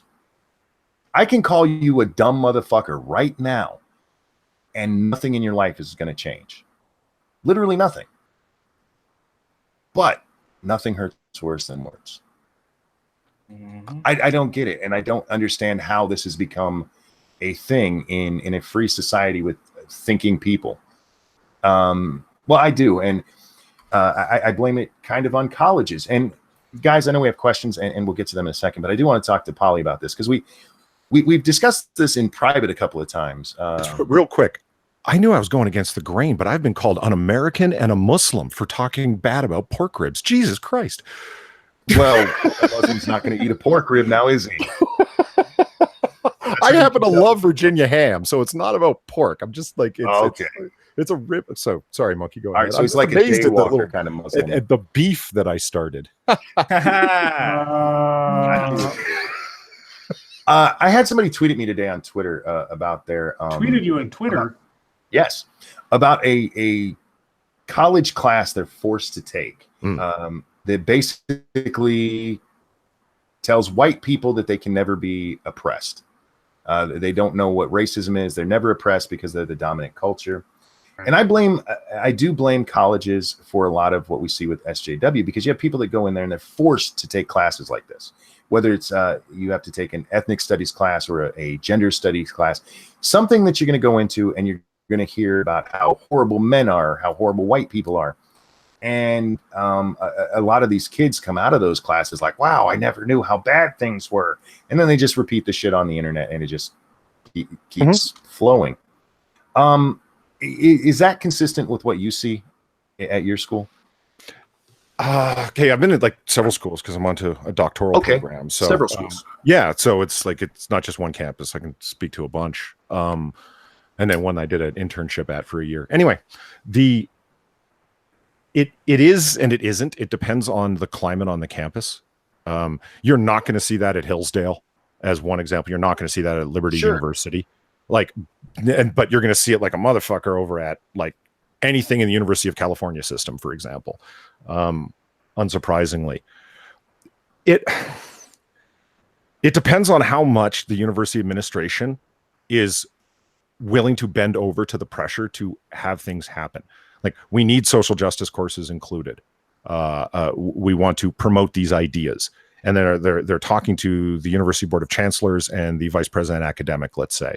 Of the 40 classes, it works different matriculation at different universities, but of your 40 classes, you're going to have required courses. So many for your major, and then others. So if you're taking an English degree, Scribe, as you know, you had to take some sciences as well. You can't get out without doing a well-rounded education, hence spreading out your education in that way. They make those courses required, and it's like you have to take them, yes. And then they can kind of get away with it of putting in a white people are evil and so on. And then I never knew how bad things are, largely by repainting history in an ugly way, and in a very particular way to promote an ideology.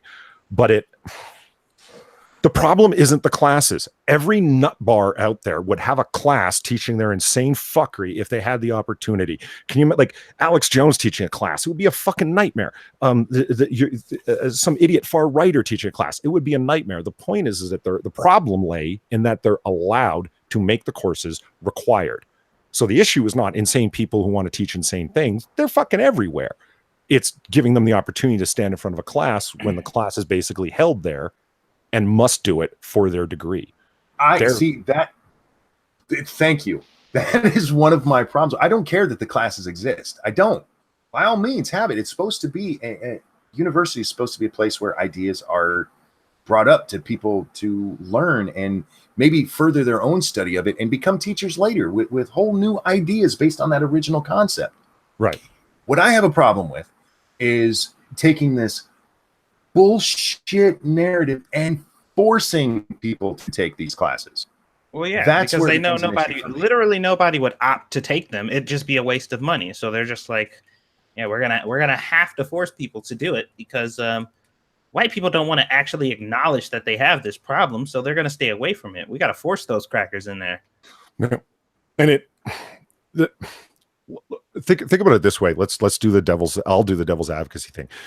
Imagine that we're absolutely sitting with a boardroom full of fucking people and our jobs are money, the way we feed our families and ourselves are at stake here, because it always is when you're presenting yourself at a place of business or education. I'm trying to convince you to add this social justice course, and you're going to say to me, how are you going to tell me that I shouldn't have this course there as a requirement for your degree?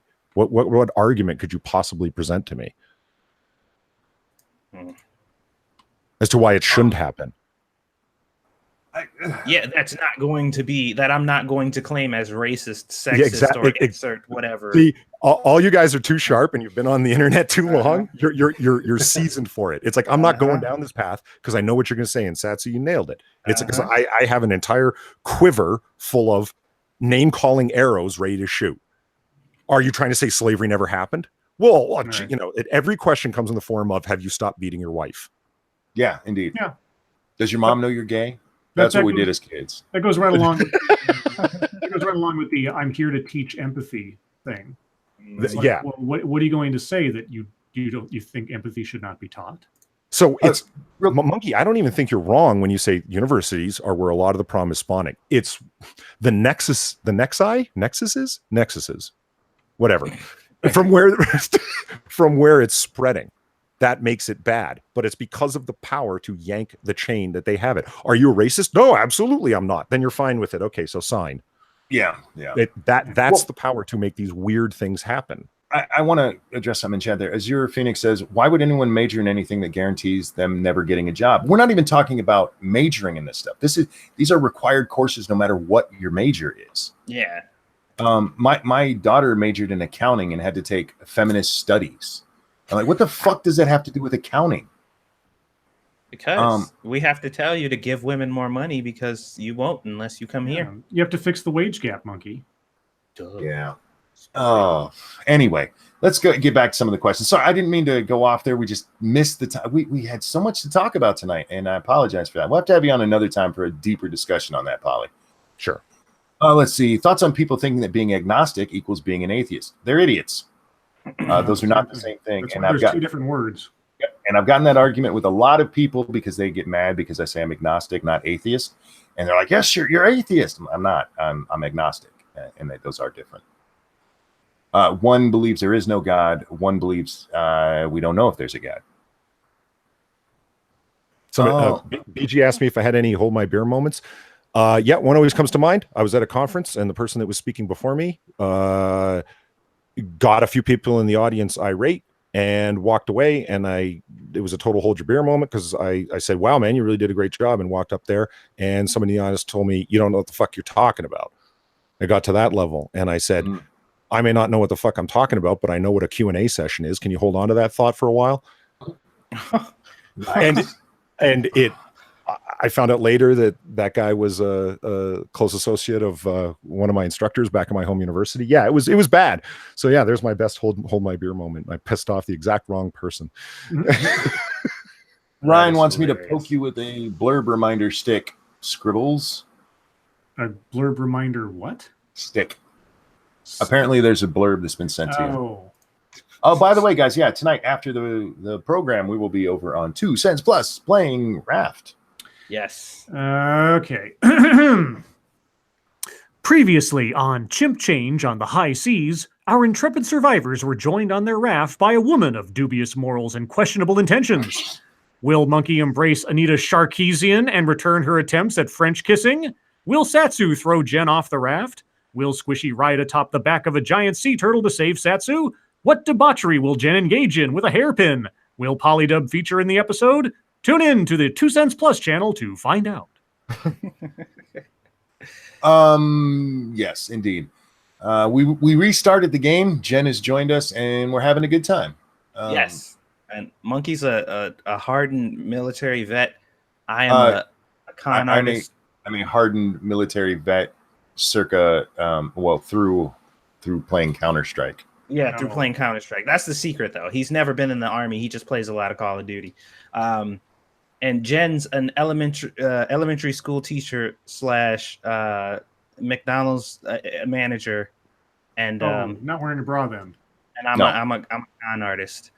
And we're all stranded. We've given ourselves backstories. Ebony Williams wants to know, Polydub, dog or cat? Because beagles and English hounds are so awesome, it's got to be dogs. But I like cats are okay. It's just beagles are so awesome. I just, I don't like small dogs. Well, English hounds get kind of big. Come on, a beagle, they're adorable. Come on. They are. But to me, they're just a long-eared cat. So it's got to be like a Great Dane, huh? Like a Mastiff. If it is smaller than a German Shepherd, to me, it's not really a dog. I just like if it's a dog, I want it to be big and able to kill. That to me is a dog. Scrolled back a little while here and I can't find it, but somebody asked all 4 of us, do the Democrats have an actual chance of taking seats in Congress? Of course they Yes. do. It's likely, actually. Yeah, but not nearly as many as the blue wave predicted is my best call on it. The environment is not what it appears to be.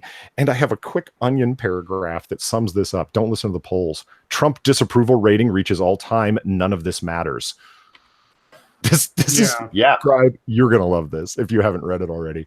Offering an overview of Americans' opinions on the commander-in-chief's job performance, a new poll released Friday indicated that President Trump's disapproval rating had reached an all-time high of none of this matters. The report released by Who Really Cares, which of the utterly useless polling firms and corroborated by several leading, increasingly feckless news organizations, confirmed that well over half of those surveyed for really no goddamn reason really didn't have an opinion. In addition, the poll found strong support for who gives a shit and a bunch of fucking numbers. What does it matter? Source, and it just goes on and on. And it's 92% chance of Hillary Clinton winning. New York Times.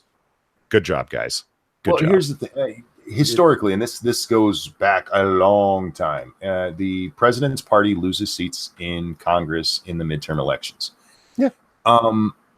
It tends to ebb and flow by how much they lose depending on the president's popularity. And right now, Trump can't seem to do any wrong. His numbers just keep going up.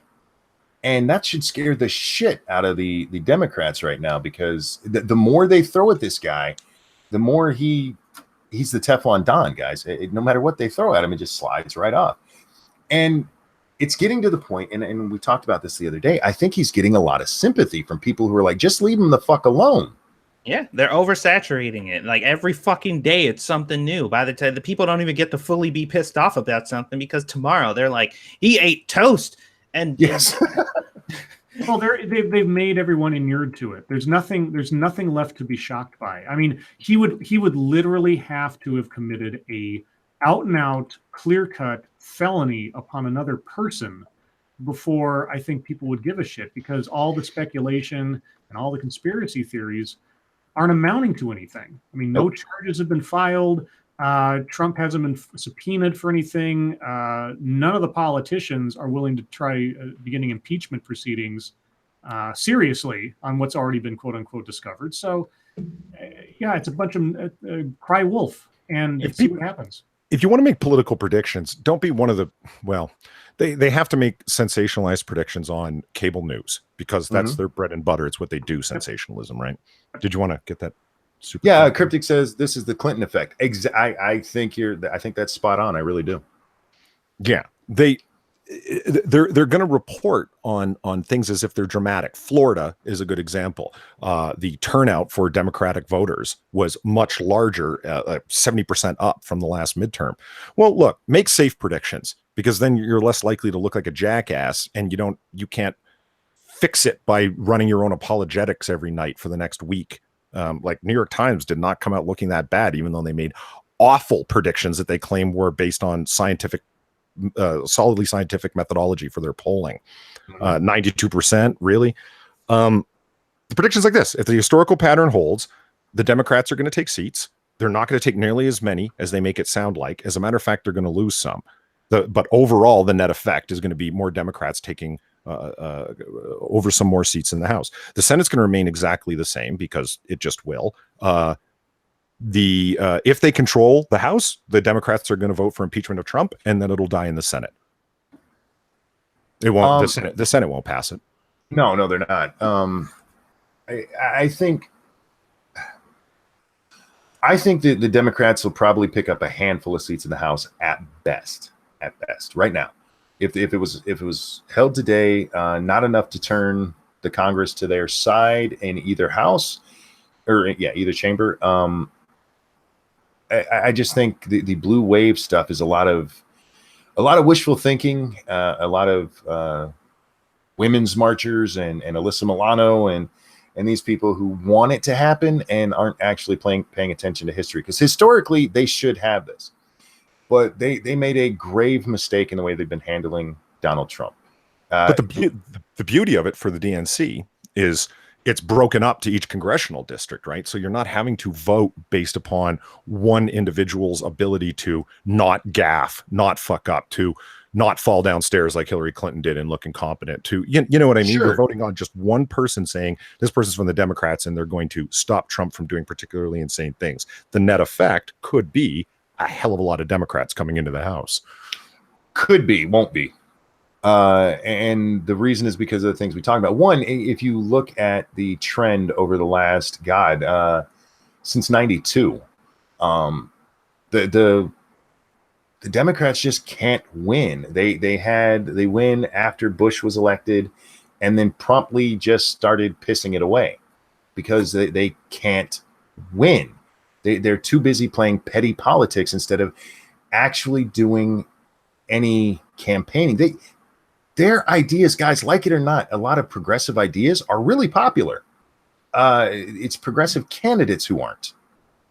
And they get their asses whipped all the time because they're not smart enough to figure that out. That's not me siding with them. It's not. It's just truth. But if you look at the congressional maps across the country since 92, it looks like the country is nothing but a sea of red.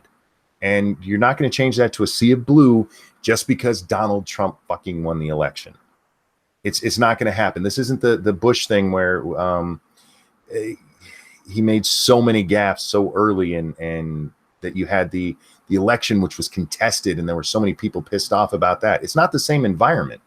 I think they'll win if they're lucky, maybe 10 seats, and that's being very generous. Really? Yeah. That's bold. I'd say more than that.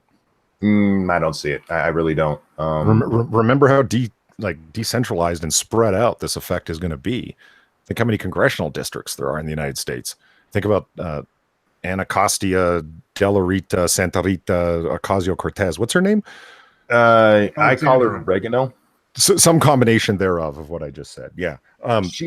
No one expected her to beat her opponent that fucking badly, but weird, unpredictable things happen. You got to allow for the strangeness. You also have to look at that election. He refused to even really campaign in his own district. He was trying to float through on the fact that he's the number 4 Democrat in the House, and she was actually going door to door. And more than her necessarily being the right candidate at the right time, she capitalized on a district that is already solidly blue and just went Bernie Sanders on them. If she took her campaign, exactly what she's running, and put it in the middle of Iowa, she's not going to win. Well, no, but I mean, anybody transplanted to another district is, in that way, it's equally true. I don't even disagree with what you're saying about her. She was a lot more on the ground and woman of the people kind of thing. What she's doing that's as stupid as some of the things that she says are, we're going to turn the seat red and so forth, all of the gaffes that she makes. She's doing one intelligent thing, which is not referencing the predominant demographic in her district, which is Hispanic. Mm-hmm. It's Latino. And it's that had a lot to do with it. And she plays it off like it's entirely the planks in her platform that people were voting for. Very smart. Because one is undermining, the other one is empowering. Sure, but the thing is, as you said, if you move anybody to any district, that's what is going to keep the turnout the way it is. One, again, historically, Democrats don't vote as often in the midterms as Republicans do. Okay, but most people don't. Exactly. When it's a non-presidential election year, and my point is that the major factor that caused the math to get screwed up on all the polling, at least what they named it on, was enthusiasm of the voters. It's like we did not realize that the Republican voters would be this enthusiastic, and it's hard to put a metric on enthusiasm. It is, I agree. Are we really going to try and put a metric on Democratic enthusiasm to make a vote against Trump? I just don't think you're going to see a big wave. You're not even. It's going to be a ripple at best. Well, see, you and I need to have just a stream where we argue for an hour.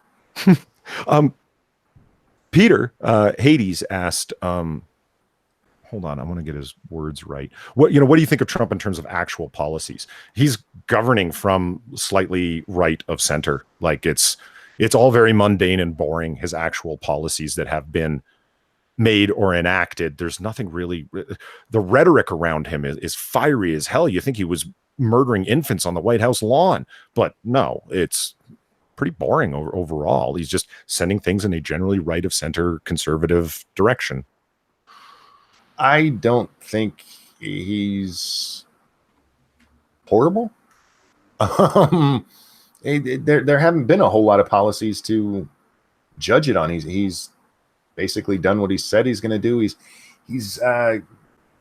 walked back and forth on some things. I think ending DACA was an awesome obnoxious president. He's an obnoxious president. He's obnoxious in the office. He doesn't carry, and I've said this several times, he doesn't carry the kind of decorum that the office deserves just on a sort of behavior level. That is my greatest complaint about him as president. If you weren't president, I wouldn't give a shit. But there's a certain level of, you're representing the country and you're acting like a teenager with your Twitter account. Aside from that, I haven't seen anything yet that he didn't say he wasn't going to do already, or that has been so catastrophic that it requires as much controversy as people want to drum up about him. Okay, I want to get this. Harbos has asked a few times. Oh, go ahead. I'm sorry. No, that was really well said, Scribe. Yeah. Like, it's just he's a norm violator. He's uncouth. He's brash. He talks like a fool. He's a blusterer. Does that equal traitor and colluder and racist and so on? I don't think it does. Like, I don't even see the connection between the things. I mean, if you took away all the rhetoric and just looked at what he's done and what has actually gotten done under him, it's been, I don't know, the most significant thing that comes to mind in his presidency so far is actually sitting down and talking with Kim Jong-un.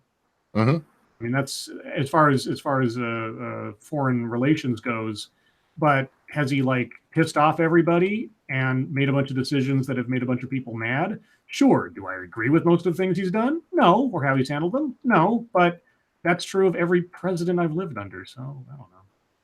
Okay, I do want to get Harbos has asked a couple of times. Favorite 3 kinds of meat to eat, and bonus for the way they're cooked. Spam, and spam grilled. I'm gonna throw up. A man of simple pleasures. Well, I mean, there are 3 different kinds of meat, I'm sure, in there somewhere. I had spam when I was little, and I liked it, and I've tried it since I was an adult, and I just can't. I can't. No, I don't like spam. Well, my dad used to make it, but I haven't had it in decades. Beef and pork ribs, and I suppose bacon and beef. I'm not real particular. How it's done. Like, if I have a steak, I like it medium. Medium well prime rib, I guess, would be one of my favorites. Yeah. Shrimp, crab legs, and chicken. Octopus. Oh yeah, octopus. Yeah. So who didn't see that coming? I knew he was going to say octopus and shrimp. Yeah, shrimp, Creole shrimp, boiled shrimp. Beef, octopus, and chicken, I guess. Yeah. As far as prepared, well, just make sure the octopus is sort of like sushi ready. Chicken. I like. I had this thing called baked Gouda chicken one time. It was this chicken that was stuffed and drizzled with melted Gouda cheese. Oh, it was brilliant. Oh, so good. My favorite would be lobster, shrimp, turkey. Lobster is best when boiled and then served picnic style, just chilled. That's fine. Adding spices to it just covers up the natural awesomeness. Shrimp. Oh man, there's so many good fucking ways. I don't even know where to start. Turkey, classic Christmas turkey. You just can't go wrong. It's unbelievable. So yeah. As long as it ain't dry. As long as it ain't dry. And just cook it breast down, nice stuff, and baste it, you'll be fine. Data wants to know what you think of the QAnon movement, Ollie. I think Poll has been busy. Yeah. Well played. Let's see. What else do we have here? We got one lobster of the ocean's roaches. Go to hell. They are. Sea bugs. Yeah, I've had a lot of people say the sea bugs. You don't eat sea insects. Like, well, you just look on the taxonomic nomenclature of animals. They're not even related to insects. Quit saying that. You're grossing me out. I love. You know what? If there were tasty insects, I'd eat them too. I don't care. with that, guys, we're going to call this one. And I need to thank chat. You guys are so awesome. Thank you for the donations. Thank you for showing up night after night and supporting everything we do. You guys are the best audience anywhere. Satsu, Scribe. Hey, I got you guys right. You're two different people. Ha! Yeah, thanks for that. Thank you guys for joining me as always. Polydub, thank you so much for sitting in with us tonight. Always a pleasure talking with you. Thank you for And having me. Don't forget, guys, his link is down below. Refresh if you can't see it. Join us over on 2 Cents Plus for Raft with Jen in about 15 minutes. Until then, your lives make me sad. We'll see you guys next time. Bye, guys. Your Later. lives make me hungry. Why hungry? I don't know. Do they make you thirsty? Not so much.